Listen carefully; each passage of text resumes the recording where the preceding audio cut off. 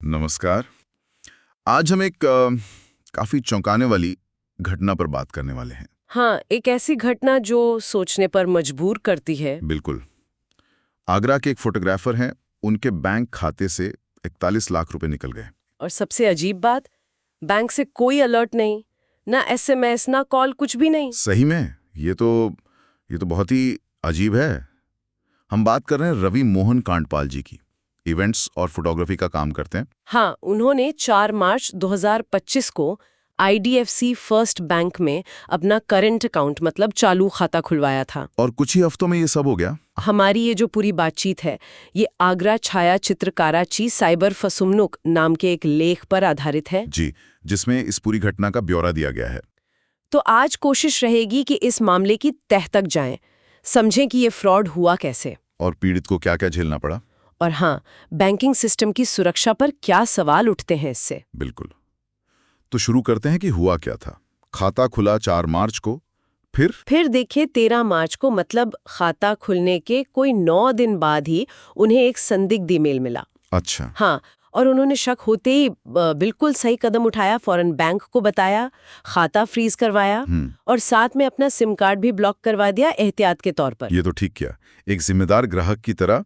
फिर 15 मार्च को, मतलब 2 दिन बाद, उसी नंबर का नया सिम ले लिया। जी, यहाँ तक सब कंट्रोल में लग रहा था, लेकिन असली दिक्कत शुरू हुई जब करीब 1 हफ्ते बाद उन्होंने खाता दोबारा चालू करवाया। तो तब क्या पता चला? पता ये चला, और यहीं पे मतलब होश उड़ने वाली बात है कि 2 और 3 अप्रैल को उनके खाते से 41 लाख रुपए निकाले जा चुके थे। 41 लाख? अरे बाप रे।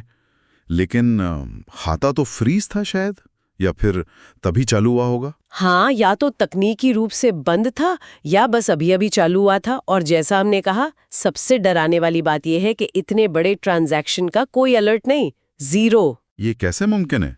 मतलब बैंक का सिस्टम उसे तो फ्लैग करना चाहिए था। यही तो सवाल है। खैर, इसके बाद कांडपाल जी का एक और संघर्ष शुरू हुआ, सिस्टम से लड़ने का।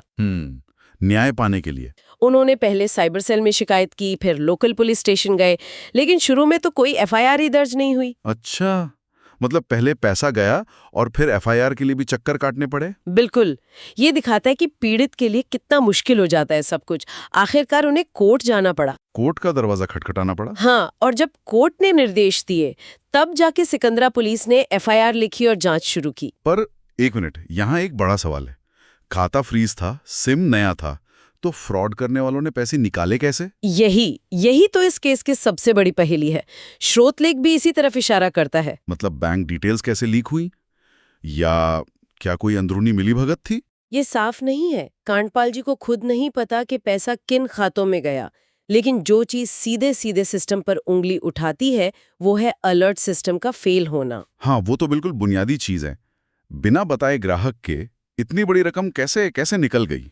ये तो जैसे सुरक्षा की पहली दीवार ही ढह गई हो। ये मामला दिखाता है कि साइबर फ्रॉड अब कितना फैल गया है और कितना जटिल हो गया है। बिल्कुल।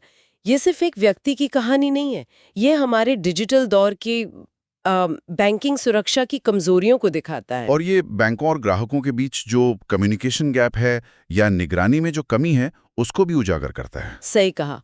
अब जांच का फोकस यही होना चाहिए कि पर्सनल और बैंकिंग डिटेल्स लीक कैसे हुई।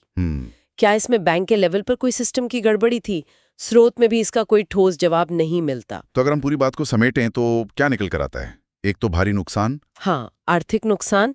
दूसरा, बैंक के अलर्ट सिस्टम की नाकामी, जो कि भरोसे की नींव है एक तरह से। बिल्कुल। और तीसरा, न्याय पाने के लिए एक आम आदमी का लंबा और थका देने वाला संघर्ष।